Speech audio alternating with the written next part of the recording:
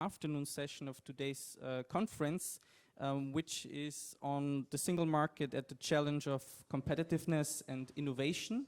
My name is Andreas Eisl. I'm a research fellow at the Jacques Delors Institute, and I have the honor to moderate this panel. The panel language will be in English, but of course you can ask your questions or make your comments in French, and should it be necessary, I can also translate this. So just to set a little bit the scene, so we heard a lot today already about the important geopolitical and geoeconomic challenges that Europe is facing. More broadly, economically, we're also for quite a long period of time in a situation of quite low productivity growth. Also a relative loss, I would say, in innovation capacity. For example, if you look at R&D spending in Europe in comparison to other world regions. We have also witnessed an internet technology boom, the GAFA and so forth, that actually passed Europe by to an important extent, and there are also risks that this might happen again for another wave of this technology revolution, which is about AI computing and also quantum computing. There is important challenges to productivity growth in Europe today. On the one hand, Europe is also hampered by demographic aging and also difficulties to attract international labor, and so we are facing currently, and I think that's an important problem for companies today, we have shortages of skilled labor. There's the issue of high energy costs, which also has been mentioned. And there's also a situation now, and I think this has been discussed also several times today already, that the EU, for specific reasons, is really a rule-making machine, which has also led in the last years to so multiplication of bureaucratic processes, reporting obligations, etc. And there is also some risks entailed in terms of fragmentation, incoherences, and maybe even over-regulated policies. And so I think all these factors potentially negatively affect the EU's competitiveness and innovation capacity. And I think the compound especially, and I would like to focus in this panel a bit more on the services sector, because we have quite a bit of talk already notes in the previous panel or in the previous atelier on industrial policy, and maybe to look especially at parts of the services sectors where I think the single market today is still quite short of its ambition of providing a seamless economic space, and so there are still important national barriers limiting productivity enhancing potential of the single market. And I think there's important shortcomings on the one hand on the digital single market, but then, as also has been discussed today already, regarding the capital markets union. And so I think there's a crucial role to discuss how concretely also we can advance in terms of the services sector and which shortcomings are there, and also from different points of views how we could address these shortcomings. And so I'm very happy to have here as panelists Cécilia Bonefeld-Dahl, who is Director General at Digital Europe, a very large European trade association of digital transforming enterprises. I think it's more than 45,000 that are part of this. Then we have Johannes Lindner from our partner institute in Berlin, the co-director of the Jacques Delors Center, previously has been head of the EU institutions and Fora division at the ECB. And finally, I'm also very happy to have Daniel Gros with us, economist and director of the Institute for European Policymaking at Bocconi, and also before that, long-time director of the Center for European Policy Studies. I would like to start with Cecilia and on a broad outlook, what in your view, and I think also the view from digital companies, what are the main challenges for Europe in terms of competitive innovation, and what role of the single market in this, to which extent the single market is still not far enough developed, or what could we do actually to advance there, and what kind of regulation maybe also the single market can or should provide for the digital sector.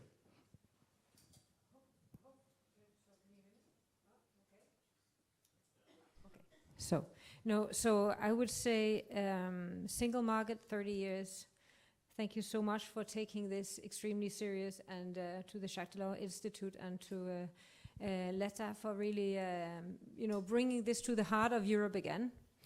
Why? Well, of course, the idea was to make free movement of people, goods, services, capital. And I'm sure that you can say much more about capital, but how do we measure success? Did we ever agree on, who are the ones who tells us if we are successful? If we ask CEOs, let's take all the CEOs of Europe, European headquartered companies, and we ask them, have we succeeded in making a European internal market? I'm not sure the answer would be yes. 8% of our SMEs trade across one European border. So it is still very, very difficult to trade across border, to grow across border. There are a lot of both tangible and intangible barriers that we have not addressed. And 60% of those 30 years ago are still well alive and kicking. So did we create less barriers? No, we actually also created more barriers because we kept our national mindset. We made single regulations, but implemented on national level, with a little bit of tweak of Danish, with a little bit of tweak of French, with a little bit of tweak of German, and in Germany even in 16 different Bundesländer. So if you want to grow in Germany, you need to go to each authority in each Bundesländer and ask if you are compliant. And we are adding even more complexity with the AI Act, more complexity with the Data Act, with the Cyber Resilience Act. So if we imagine waking up in the morning, I've built a company, 200 people. I'm very proud. It's my life's biggest work. I want to invent, AI for healthcare, for cancer scanners maybe. Now I need to be compliant with all this. I am competing with the Chinese. Where's my home market? My home market is still a wealth of institutions and bureaucracy that I need to address. So did we do it wrong? Was it wrong to harmonize regulation? No, I don't think so. I think we did well. Did we do the right thing? Is it human-centric? Yes, it was human-centric. We did the right thing. Did we implement in the right way? No, absolutely not. So I think for me, it's really about looking at the next commission and thinking, what are the problems that we have not solved? And it's definitely not regulatory issues, because we are the most well-regulated, protected continent in the world. We always start with the consumer, but we are an ecosystem of businesses, of business owners, of people who need a job, and we also need to let these European companies grow strong across border. I've been in the tech sector my whole life. I am sad to see that most of the companies that existed when I went into policy, they're gone now. Why are they gone? Because it's simply too difficult to make business in Europe. The procurement systems are national, the rules are national, the scalability is not European. So let's look at how we can solve that. We have 8% on a good day of the world's unicorns, in spite of being one of the most well-educated continents in the world. 8%. We should have 25, even 35. But we haven't managed to be one group, one country, one Europe, one single market. So what do? 8% of our companies are using AI. In US, that's 25%. In China, it's 50%. So we have a lot of catching up to do, and it's definitely not protection we need. We need enablement. We need to enable the business owners, to grow across border. And for people, do we have free movement of workforce? If I ask, the young people, I have 5 kids, if I ask them if it's easy to go and study in another country, to have the merits from one country taken to another country, or to even change your workplace, it is cumbersome, an amazing job of administration. So all those administrative barriers, it's time to remove those. To me, the single market has faced, we thought that we could do it like we open the bag, we look down, we say, regulation, that's the solution. But we need much more tools in the box. The tools are, amongst others, our procurement system. I mean, the amount of money in public procurement is amazing, But how much of these money are cross-cutting across more nations in Europe? Nearly none. It is nearly impossible to enter for a Danish company in the German procurement system or for a German in the French. And it's not country by country, it's the same.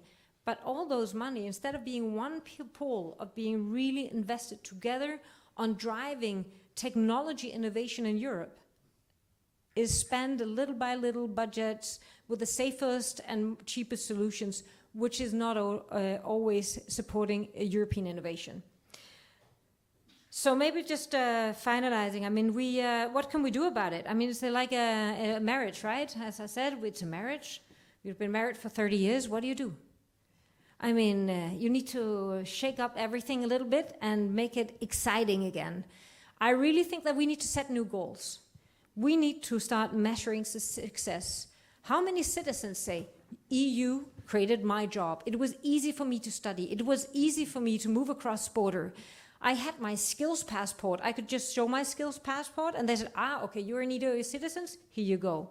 I can work as a nurse anywhere I want to because we have mutual recognition of the skills and job opportunities. Second of all, we should measure our success by business leaders entering new markets within the EU, wanting to scale the Danish businesses within France or the French businesses within Germany. So if we start measuring the single market by the components of free movements of what we said, do we have real results? Right now, unfortunately, the answer is no. It's a lot of work in progress and it's all about regulation. And we need to cut down all the bureaucracy and make it easy. Easy to invest and to scale. How do we do that? Spain did something super. They said we got 20% of the recovery fund on digital. Spain used it mainly for two things. Skills for people, reskilling the workforce, giving it to education to younger people. They have gone from the 17th place in the DESI index to the 6th place. They used it for in one other manner. They actually made a system where you as a company, if you were digital transforming, had a project, you could go to the bank with your bill and they would give you grants. So they would pay your bill if you had made a new digital production system or a new sales channel or whatever digital. So they brought up the whole society. So the investment was not in the latest research and development on chips development only. I'm not saying that we don't need that, but most of it right now goes abroad before it turns into companies. So what we need to do is really to bring off the people and the businesses, bring them with us to the European journey. Last but not least, as I said, administrative burden. Let's cut it down. Why do we need 27 different institutions? I mean, doing digital business, we would never ever have each function in each nation. Those times are gone. We don't need a French agency and a Danish agency and a German agency. Businesses want to live in Europe. If we can go one place, a one-stop shop to get very easy answers on if we are compliant or not within a very short timeline, then we can bring our services to the market quicker than anybody in the world. Let me tell you a small anecdote. I met with a company. They were innovating apps that could basically take pictures of psoriasis, so this is 10 years ago, and tell you exactly what type of psoriasis, what is the medication, where can you seek help, who are the best specialists. They never, ever, and this is a big company, it's not even a small company, they never went to market because there was a Chinese and American competitor that ran faster than them and got to the market quicker, so it was old news when it came to that through Europe. That's what we need. We need speed. We need more agility. We need to show that we are here for people and for companies to grow across border. Thank you. From your point of view, what are the main challenges for Europe in terms of competitiveness and innovation? I mean, we already heard it in the atelier. You're one of those that is not too concerned about the industrial sector, basically. So I would be interested where you see the main challenges, and maybe also if it's regarding the service sector, and then how you would like also how we should think about to address these issues, basically. Yeah, in effect, I have the feeling that there's really a big difference, almost two different worlds. between this morning, when we're talking mainly about industry, and now when we are talking more about digital. I don't know whether to call it digital industry, but digital and the services aspect of the economy. On industry, what I wanted to say is that was the main object also of the original internal market, to have a really internal integrated market in industrial product. And I think that was to a very large extent achieved. And then, as somebody remarked, it was hoped that this would lead to further integration, but it did not. In particular, it did not in the market for corporate control, because governments know that if a company is headquartered in their country, there are things they can do. They cannot do if the headquarter is somewhere else. That's why the headquarter question for companies is always so important. And that's also why we don't have cross-border banking, cross-border in many other industries. So I think that is the fear of loss of control by national governments over corporate control in general and over control of their network industries, telecommunications. Right? What government is willing to say? Let's say I'm Luxembourg, right? A French or a German telecommunications company takes over my national telecommunications network, and I can no longer tell them what to do, right? And I think that is the key obstacle. It is also, I think, behind many of the banking union. I don't think it's so much the fear that you have money putting in there, but it's much more over the idea that trust. Can I actually do something as a government, right? Otherwise, I become like a minister president of a land in Germany, right? I don't have control over my country anymore. And that is what I perceive to be the biggest obstacle for the extension of the internal market beyond industrial products. What I also want to say is that in terms of industrial products, we are doing well. Industry, in the sense of producing things we can touch, has done very well over the last 20, 30 years. I mentioned that in the previous atelier. If you take total industrial production at current exchange rates, Europe or EU 27 and United States, it's exactly the same line for 30 years. Right? So in that sense, we have not lost competitiveness. Actually, our exports of industrial goods, not service, industrial goods, have held up better than those of the United States. Of course, the Chinese have gone like a rocket, but we, EU, have lost fewer part de marché, as the French say, fewer market shares than others. So in terms of industry, I think things are okay. That's where we need the least in terms of also subsidies, right?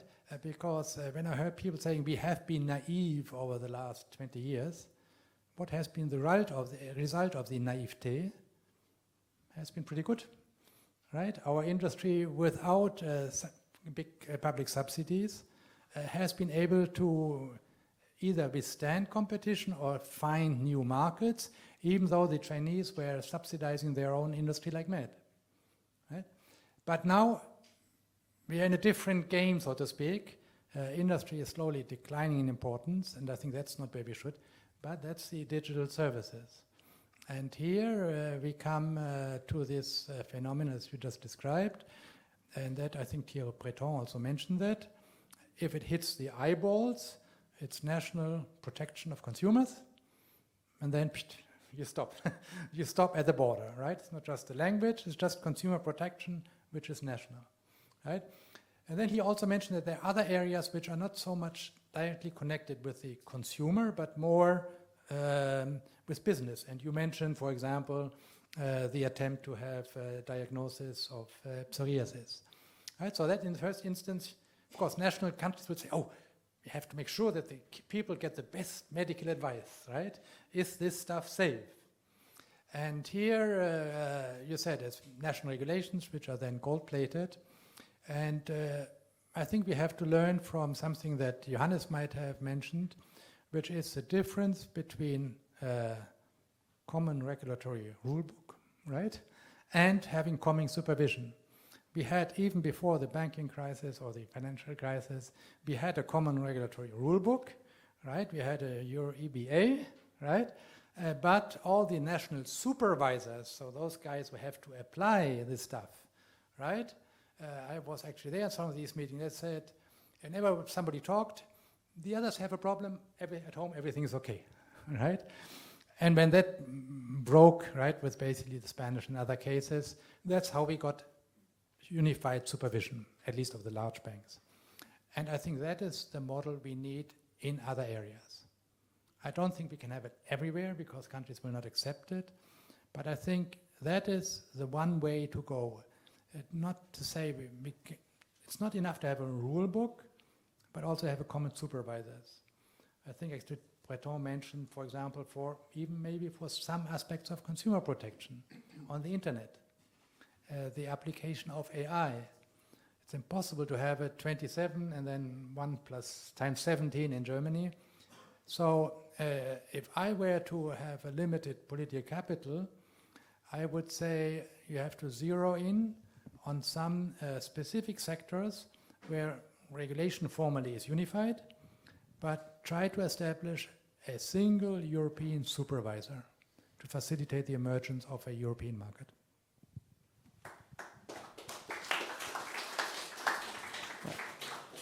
Thanks very much. I would just now give the panel the opportunity to briefly respond to maybe what they heard also from the others, and then I will open it up to the room, basically, for questions.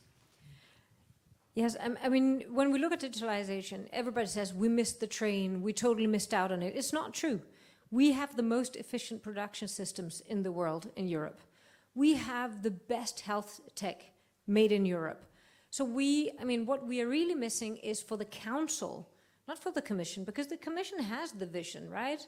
We've done all the regulation that we need on digital, as I see it, for the next many hundred years. But what we need is for the Council, together with the Commission, to have an industrial digitalization investment strategy.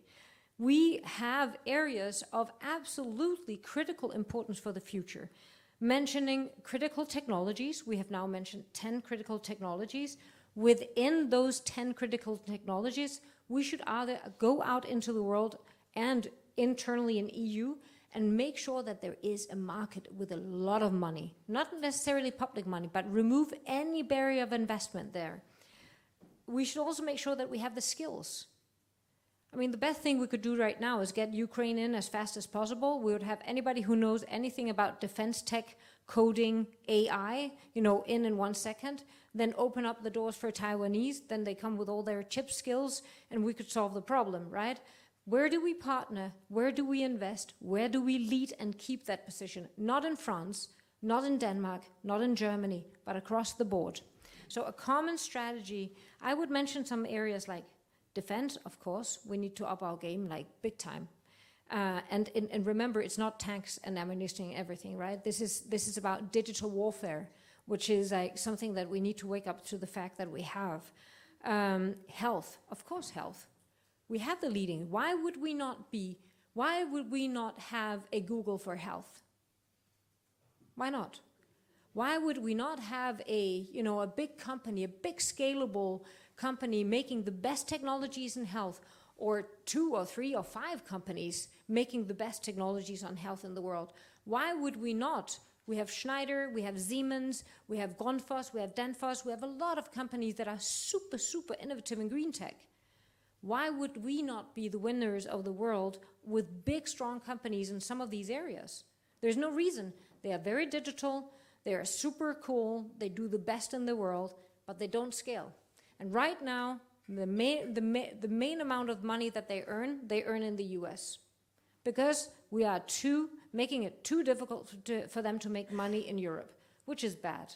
It is bad because that's where European values and European value comes together, and that's exactly what we need. And just saying one thing, these strength positions will not last, because with digitalization comes standardization, things becomes a utility, and comes consolidation. With consolidation, unless we are in China and we state control everything, comes the consolidation phases where capital leads, capital market leads. And if we're not making sure that we are the most attractive market in Europe to basically these companies to buy, be a part of this consolidation phase, they will not be European for long. In manufacturing, in green tech, in health tech, in many of these areas. So I think we should keep our democratic, open economy, but we should make sure that we win where we can win. And think about that instead of just being busy about, the rest are the, big, bad companies that came here. Don't be afraid of the future, lead it. And that's exactly what I would say for the council.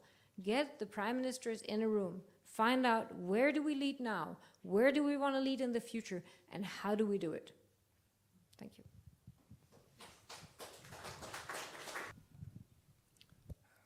I doubt that, if I may say so. I don't think that that is the main problem. The main problem, as I said, is the fear of national governments of losing control. Basically, they say UniCredit takes over Commerzbank, and then they close Commerzbank, because there's no need for Commerzbank anymore, right? Germany is overbanked anyway. That cannot be allowed to happen. And that is part of something else which I see more and more going on, which is the attempt to preserve. Right? We preserve the incumbents. And that is what we had this morning about our so-called industrial policy. Our poor incumbents cannot withstand competition. We must help them. And that way we'll never get ahead.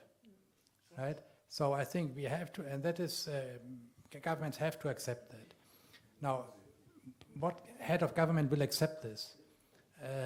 They come to Brussels, they subscribe to the biggest industrial strategy you can think of, and I can think of some in the past, the Lisbon strategy, 2020 and so on, and then they go home, and they have a national parliament and national interest groups, and they cannot even liberate small parts of their own economy.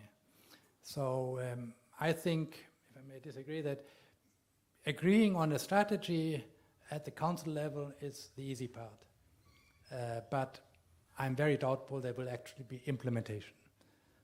You have to go, in my view, really be very concrete on certain concrete steps to be taken within a certain point of time. And that was also the strength of the internal market approach, right? We don't ask you to subscribe to the internal market in general. Here are 200 plus directives which should be, agreed upon by a certain date, right? And I think we need concrete tasks, concrete targets, otherwise we won't get ahead. Thank you. Then I would like to open the floor now to the public. And there and there.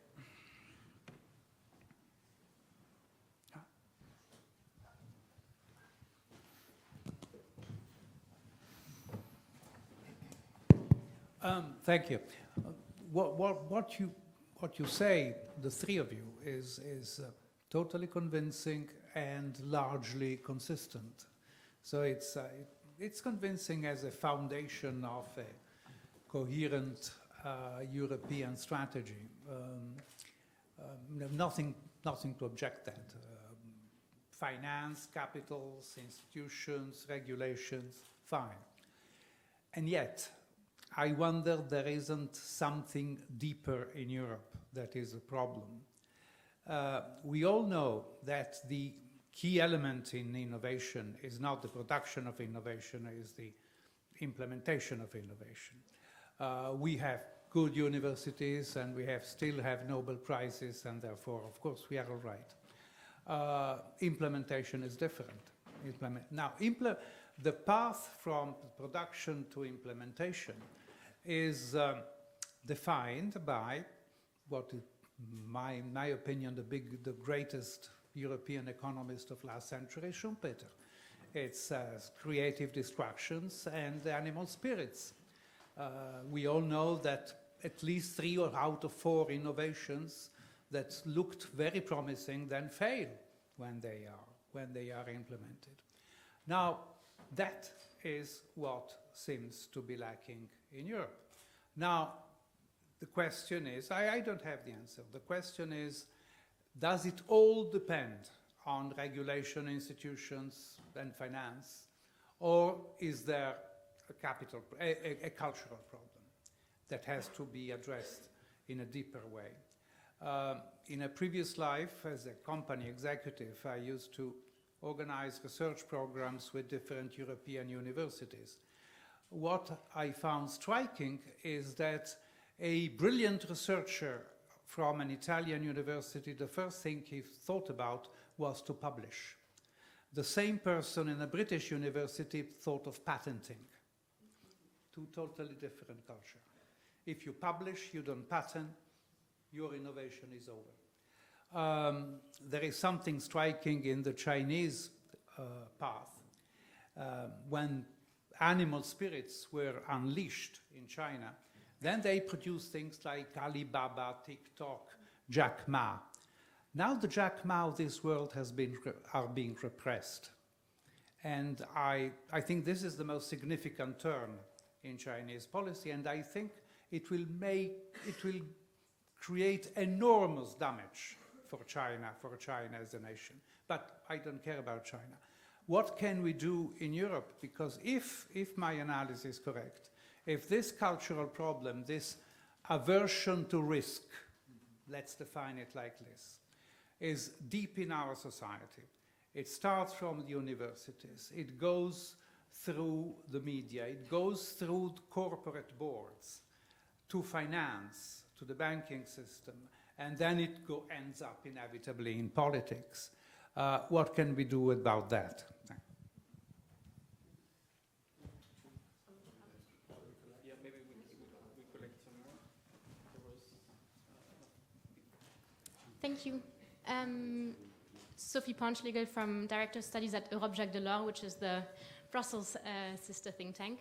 I have a question especially to Mr. Gros, who talked about the fact that it would be very difficult to get, it's not difficult to get through strategies at council level, but it's really like the national level that's the difficult one. And my question is, I tend to agree, but what's the solution then? Because you're not going to, you know, I don't know, take away national parliaments. They have their legitimacy, they're democratically elected. How do you move forward? And does this not have to do also with the fact that we don't necessarily have viable alternatives, or that we don't showcase that moving away maybe from a more protectionist point of view might be a good thing? Because I think it's also based on fear that, you know, we might lose our jobs, that it's not profitable, that we won't be able to actually have an alternative that's better from what we have now. So I think it's also a question of changing the perspective, and how do you get there in the end? So maybe more into the solutions area.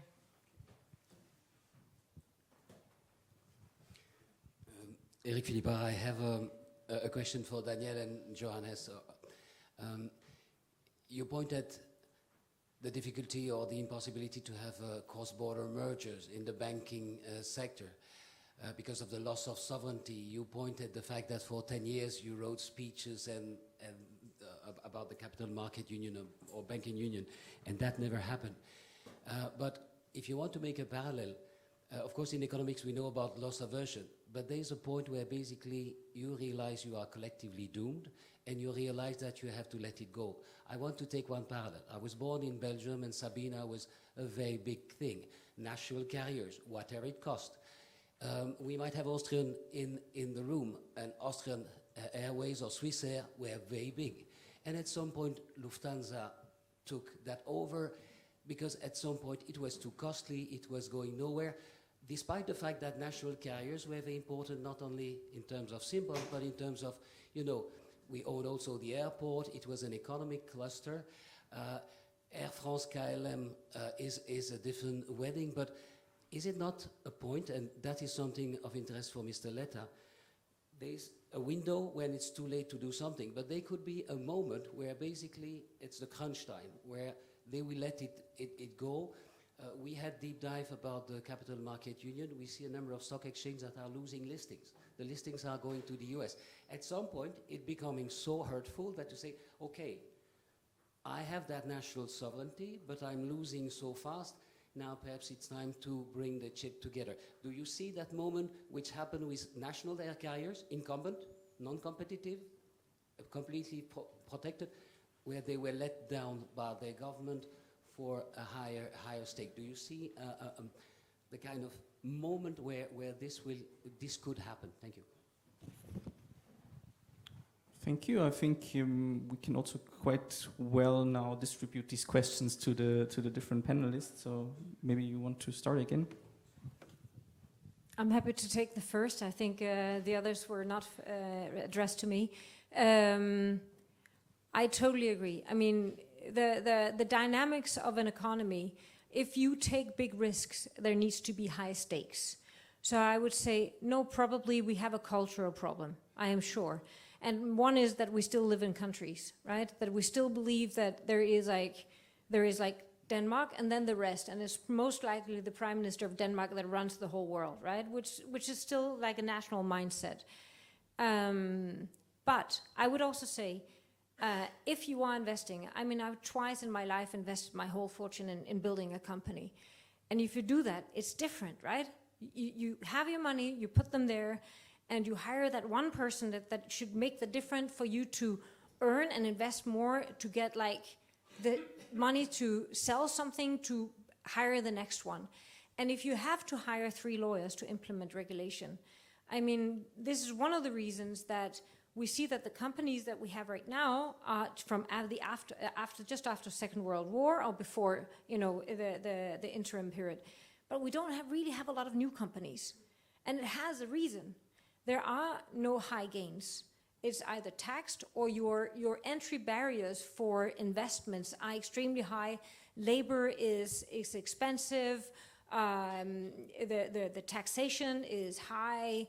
The compliance cost is high. So no matter what we say, yes, it does have a cost to live in Europe. And if you have that times 27 still, that you have to go and say, am I GDPR compliant in Sweden? Yes, I am. Then I'll go and ask Denmark also, because it's actually how it works now, right? And we know that only 40% of even the Swedish, I mean, the Swedish are the good guys in class, right? 40% of the SMEs in Sweden are compliant with GDPR. 40%, that's Sweden. So imagine now the compliance costs coming their way. So we cannot simply say that. We have been focusing at consumer protection and non-mergers.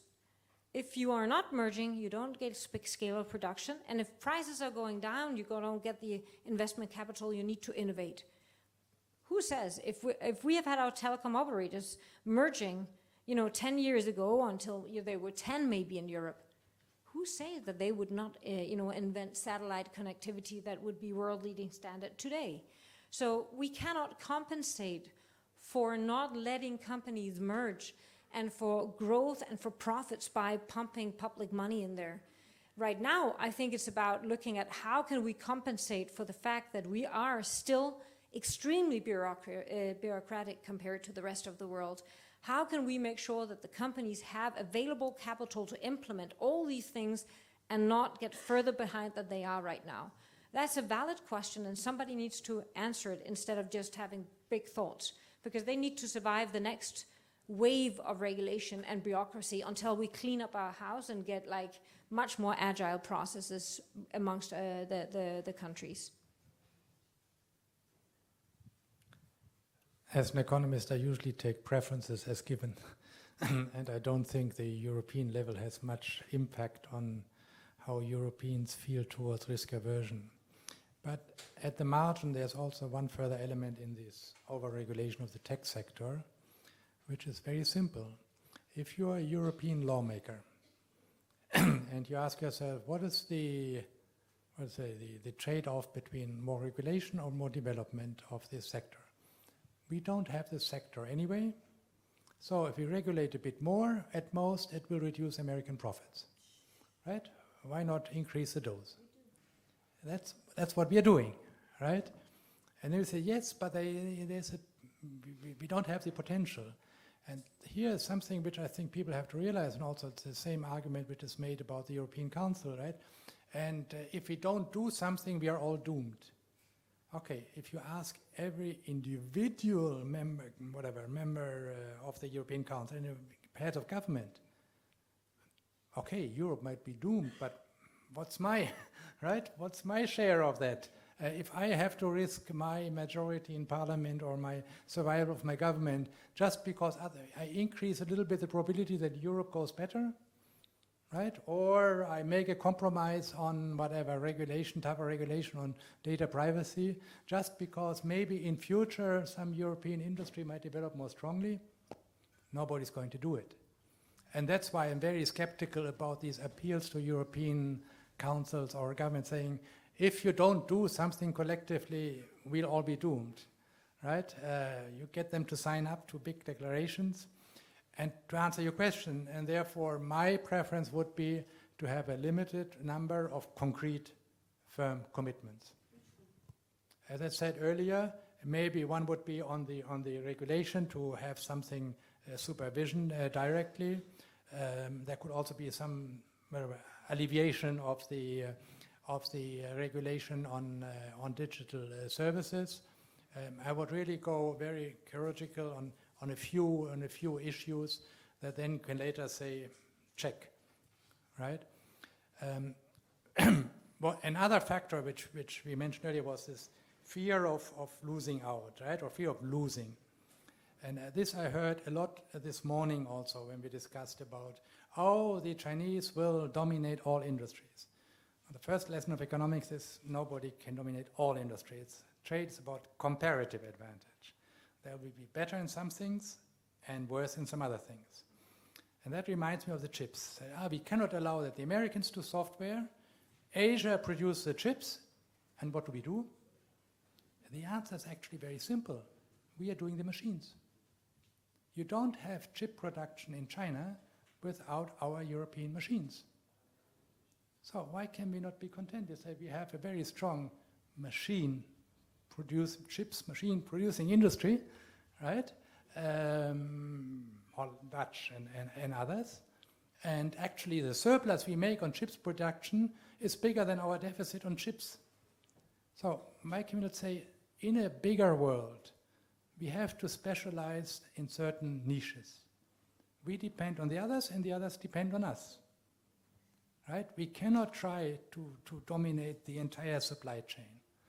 Then we would be poor, maybe autonomous, but poor. Right? So we should actually say we have a